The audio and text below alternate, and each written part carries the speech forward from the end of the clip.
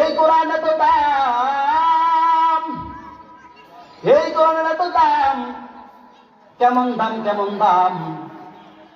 অনেক বছর আগে পাহাড়ের ভিতরে দুইজন লোক বাস করে, স্বামী আর স্ত্রী, দুইজন লোক পাহাড়ের ভিতরে বসবাস করে। তখন স্বামী সারাদিন কাজ করে, কাজ করার পর ওই দিনে যা রোজগার করে সব স্ত্রীর কাছে নিয়ে দেয়। তখন স্ত্রী আর স্বামী এগুলা খাইয়া দিন যাপন করে, রাত যাপন করে। যুবক মুসলমান ভাই, দিনের গান লাগায় শোনেন, এই কোরআনের কেমন দাম, কেমন দাম, এই কোরআনের এত দাম। যখন স্বামী বাজারে গেলেন, বাজারে যাওয়ার পর এক ব্যক্তি ঘোষণা করলো, এটা এমন একটা কালাম, এটা এমন একটা কিতাব, এটা এমন একটা কিতাব যেই ঘরে থাকবে ওই ঘরটা আয় উন্নতিতে ভরে যাবে, ওই ঘরটা আয় উন্নতিতে ভরে যাবে।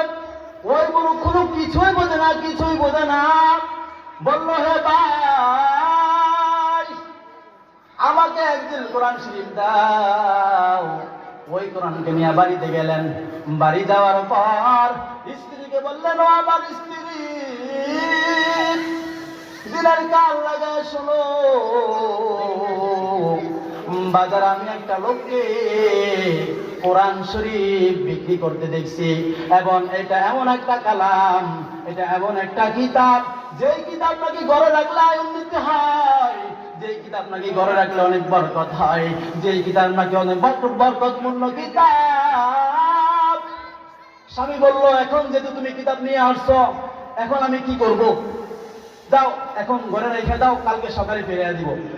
এখন স্বামী বলতেছে, স্ত্রী বলতেছে, এটা তো অনেক দামি কিতাব, এটা অনেক মূল্যবান কিতাব, এই কিতাব কোথায় রাখবো? সানসের উপরে রাখলে বিলাই চড়বে, তারা ধোকা কাটবে। এজন্য তারা ওই কোরআনকে অসম্মান করতে দেয় নাই। ওই কোরআনকে সম্মানের জন্য স্বামী আর স্ত্রী পরামর্শ করলো, না না না, এটা বালিশের উপর রাখা যাবে না, এটা সানসের উপর রাখা যাবে না, এটা আমরা দুজনে ভাগ করে নিব।